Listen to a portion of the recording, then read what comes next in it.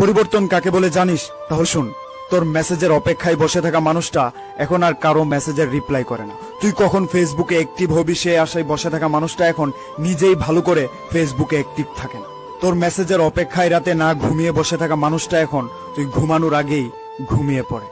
Message পাওয়ার পরে সাথে সাথে রিপ্লাই দেওয়া মানুষটা এখন মেসেজ পাওয়ার পরেও রিপ্লাই দেওয়ার আগ্রহটা হারিয়ে ফেলেছে। একদিন কথা না বললে যে মানুষটা রাতে না ঘুমিয়ে সকাল করে দিত, সেই মানুষটা এখন রাতে ঘুমানোর সময় তার ফোনটা অফ করে ঘুমায়, যাতে করে রাতের ঘুমে তাকে কেউ ডিস্টার্ব না করে।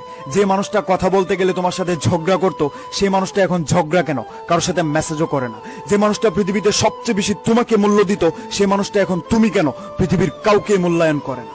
দুঃখ সুখ সবার জীবনে থাকে, কেউ প্রকাশ করে কেউ করে না। তবে হ্যাঁ, আমি প্রকাশ করি। তার মানে এইটা নয় তোর প্রতি এটা আমার দুর্বলতা। একটা কথা মনে রাখবে, এটা তোর প্রতি আমার আবেগ কমে যাওয়ার আগাম বার্তা। কোনো একজন জ্ঞানী লোক বলেছিল যে অতীত থেকে কিছু শিখো, তাহলে জীবনে অনেক কিছু করতে পারবে।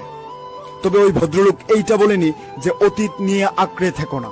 আমার জীবনের সবচেয়ে বড় ভুল ছিল তোর অতীত নিয়ে আঁকড়ে থাকা। তবে আমি দেরি হলেও এটা বুঝতে পেরেছি তুই আমার জন্য ছিলি না। ভালো থাক দূরে। Good bye. মান সম্মানের ভয় করি নাই তোর পিছনে ঘুরে, সাদের জীবন নষ্ট করলাম তোর প্রেমেতে পড়ে। দুঃখের আগুন জ্বালায় বুকে, কেমনে থাকবি সুখে। তোর কারা পাগলি বড় কষ্ট লাগে বুকে।